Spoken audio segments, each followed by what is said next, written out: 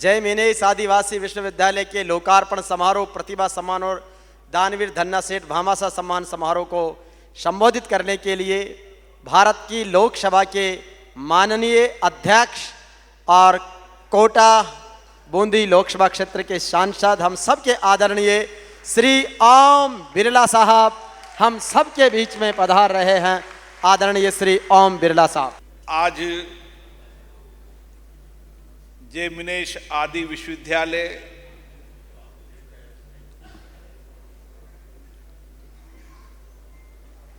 का लोकार्पण का समारोह उस दिन हो रहा है जब इसी हाड़ौती की धरती पर हमारे स्वतंत्रता सेनानी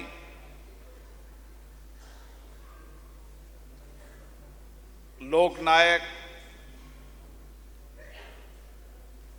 स्वर्गीय भेरूलाल जी बादल जी का जन्मदिन हुआ था। श्री बादल जी ने लंबे समय स्वतंत्रता का आंदोलन लड़ा। 1942 के अंदर जब राष्ट्रपिता महात्मा गांधी जी ने अंग्रेजों भारत छोड़ो आंदोलन का आगाज किया, उस समय उस आंदोलन में इस हाड़ौती के जनजाति इलाके के अंदर, गांव ढानी के अंदर अपने गीत से, अपने साहित्य से, अपनी कविता से एक जन आंदोलन खड़ा किया। गांव गांव ढानी ढानी में जाकर उन्होंने अंग्रेजों से भारत छोड़ो और स्वतंत्रता हमारा अधिकार है, अपनी कविता से, अपनी लेखनी से आवाज किया। आज उसी दिन पूरे देश का पहला जनजाति विश्वविद्यालय कोटा की धरती पर शुरू हुआ है। इस सारे इलाके के अंदर बड़ी संख्या में जनजाति के लोग रहते हैं। विशेष रूप से कृषि के क्षेत्र में उनका बहुत बड़ा योगदान रहा है। अन्नदाता के रूप में उन्हें अन्न पैदा कर कर, कृषि की नई आधुनिक खेती कर कर आत्मनिर्भर भारत बनाने में, किसान को आत्मनिर्भर बनाने में इस क्षेत्र के आदिवासियों का बहुत बड़ा योगदान रहा है। इस क्षेत्र के अंदर समय समय पर चाहे आज़ादी का आंदोलन हुआ हो, चाहे सामाजिक बदलाव हो, चाहे आर्थिक बदलाव हो, किसान खेती में बदलाव हो, एक बहुत बड़ा योगदान रहा है। लेकिन एक बहुत बड़ा बदलाव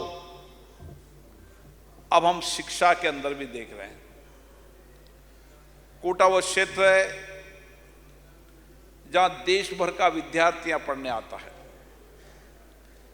यहाँ इंजीनियरिंग करके जाता है, IIT बनता है, इंजीनियर बनता है, मेडिकल में डॉक्टर बनता है, देश और राष्ट्र की सेवा करता है। लेकिन अभी भी शिक्षा के क्षेत्र के अंदर जो अलग काला बादल जी ने जगाई थी, एक 3 बार के विधायक रहने के बाद भी उनको लगा कि बिना शिक्षा के हम समाज में उजाला नहीं कर सकते। अगर समाज में बदलाव लाना है, नई क्रांति लानी है, देश को आगे बढ़ाना है, तो गांव-गांव में बेटे और बेटियां शिक्षित होनी चाहिए। और यही अलग जय मिनेश आदिवासी विश्वविद्यालय के माध्यम से जमा है। श्री R.D. मीणा जी लगातार इसके लिए लंबे समय से प्रयास कर रहे हैं। सभी लोगों ने गांव ढानी के अंदर किसी किसान ने 1 बोरी गेहूं देकर जितना जितना सामर्थ्य जिससे बना उस सब ने अपने सामर्थ्य से इस विश्वविद्यालय के अंदर अपने पसीने के पैसे लगाकर ये विश्वविद्यालय की नींव तैयार हुई, ये भवन तैयार हुआ। इस विश्वविद्यालय के अंदर सब लोगों का सहयोग है, विशेष रूप से उन किसानों का सहयोग है जो आर्थिक रूप से संपन्न नहीं थे, लेकिन मेरे बेटे बेटियां पढ़े, आगे बढ़े, उसके लिए उन्होंने इस विश्वविद्यालय के अंदर सहयोग किया। आज ये विश्वविद्यालय धीरे धीरे एक प्रोफेशनल कोर्स की ओर बढ़ रहा है। कई प्रोफेशनल कोर्स करें, क्योंकि आने वाले समय में इस सारे रानपुर इलाके के अंदर हम एक एजुकेशन का हब बनाना चाहते हैं, जहां पर देश के अन्य विश्वविद्यालय भी आएंगे, कुछ बाहर की यूनिवर्सिटीज भी आएगी, medical college, engineering college, triple IIT आपके सामने। आने वाले इस ट्रिपल IIT के अंदर और कोर्सेज चले, ताकि देश और दुनिया के अंदर आज कंप्यूटर इंजीनियर की डिमांड है, और इसीलिए ट्रिपल IIT का विस्तार होगा।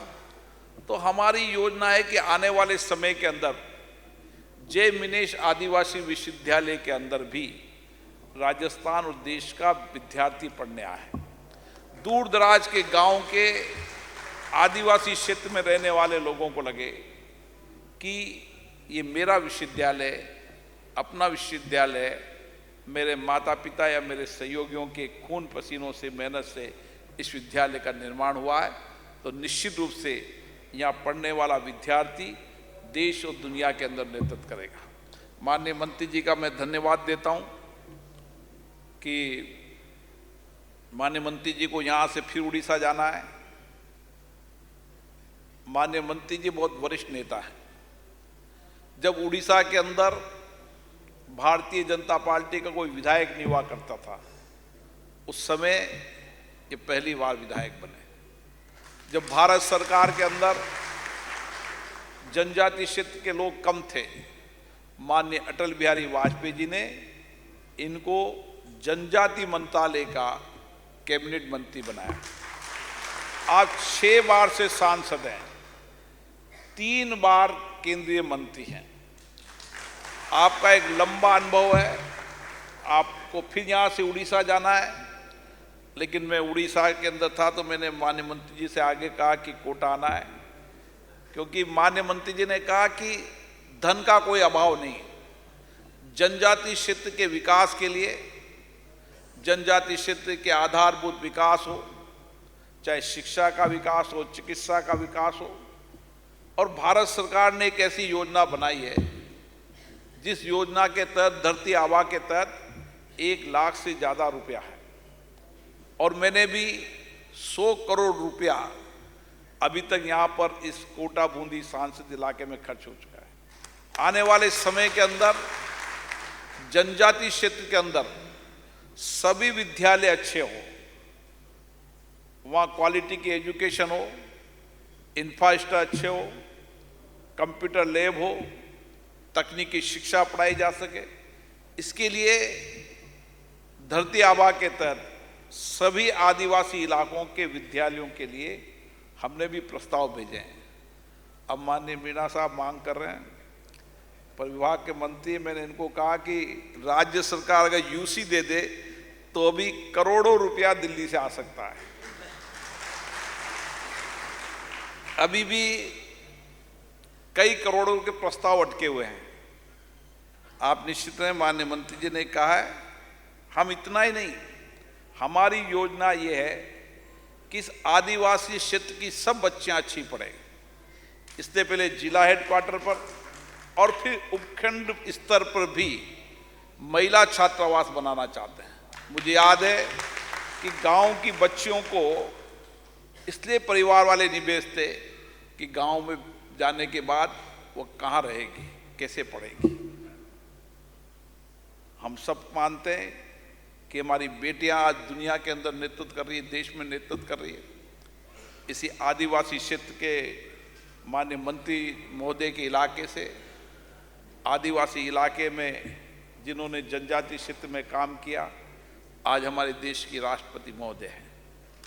ऐसे जनजातीय क्षेत्र के अंदर समय समय पर बहुत परिवर्तन हुआ है, लेकिन अभी भी बहुत परिवर्तन की आवश्यकता है। और ये परिवर्तन का उजाला जब भी पहुंचता है जब शिक्षा पहुंचे। जहां जहां भी शिक्षा पहुंची वहां पर उस समाज में बहुत जल्दी परिवर्तन हुआ। जहां जहां इनोवेशन हुए, नए रिसर्च हुए, टेक्नोलॉजी आई, वो देश दुनिया के अंदर आगे बढ़ा। आज भारत इसी दिशा की ओर बढ़ रहा है। हम शिक्षा के अंदर, टेक्नोलॉजी के, इनोवेशन के अंदर आज दुनिया के अंदर हम प्रतिस्पर्धा देने के लिए ताकत रखते हैं कि हमारे युवा इनोवेशन में, टेक्नोलॉजी के अंदर, दुनिया के अंदर आज भी सबसे बौद्धिक क्षमता से मजबूत हमारा युवा है। और इसीलिए जब समाज का सब तबका आगे बढ़ेगा, दूर दराज के गांव के आदिवासी इलाके का पढ़ने वाला बेटा बेटी जब शिक्षा के मुख्य धारा में आएगा, जब देश हमारा आगे बढ़ेगा, जब हम विकसित भारत के बनाने के सपने पूरे कर पाएंगे, जब अच्छी शिक्षा, टेक्नोलॉजी की शिक्षा, तकनीकी शिक्षा प्राप्त कर सकें। इसलिए मुझे आशा है आने वाले समय में ये जय मिनेश आदिवासी विश्वविद्यालय निश्चित रूप से टेक्नोलॉजी के अंदर भी, प्रोफेशनल कोर्स के अंदर भी जो बच्चा यहाँ पढ़े, एक समय यह आएगा कि इस कैंपस से 100% बच्चों का कहीं ना कहीं सरकारी निधि से करना, ताकि आदिवासी क्षेत्र का बच्चा जब गांव ढानी से निकलकर बाहर जाएगा तो गांव के और लोगों को भी प्रेरणा मिलेगी। इससे निश्चित रूप से माननीय मंत्री महोदय यहाँ आए, आप निश्चित रूप से प्रस्ताव भेजें, धन की कोई कमी नहीं आएगी। हम भी चाहते हैं कि देश का पहला जनजातीय विश्वविद्यालय कोटा में है। मैं कोटा का जनप्रतिनिधि हूँ, तो मेरी जिम्मेदारी है ये विश्वविद्यालय की विशिष्ट पहचान रहे। इस विश्वविद्यालय के अंदर देश और दुनिया के अंदर हम कह सकें कि ऐसा विश्वविद्यालय जहाँ 100% बच्चों को कहीं ना कहीं सरकारी या निजी सेवा में नौकरी मिलती है, और इस विश्वविद्यालय को एक बेहतरीन विश्वविद्यालय बना सकें। आप सबको इसमें सहयोग के लिए आज बहुत सारे लोगों के नाम हैं जिन्होंने इसमें कहीं ना कहीं सहयोग किया, लेकिन हमें जल्दी जाना है, तो मैं सबका अभिनंदन करता हूं, सबका स्वागत करता हूं। जिसने एक गेहूं की बोरी देकर भी इस भवन के निर्माण में सहयोग किया है, उसकी पसीने की वही कीमत है जिसने सबसे ज़्यादा धन दिया है। क्योंकि आर्थिक सहयोग कम हो ज़्यादा, लेकिन भावनात्मक लगाव इस विश्वविद्यालय का हजारों लोगों से, जब किसी भवन के अंदर भावनात्मक लगाव होता है तो उस विद्यालय को ऊंचे देखने का सपना भी देखते हैं। हम सब मिलकर इस विश्वविद्यालय को देश का बेहतरीन विश्वविद्यालय बनाने में सहयोग करेंगे। आप सबका बहुत बहुत धन्यवाद। जय हिंद।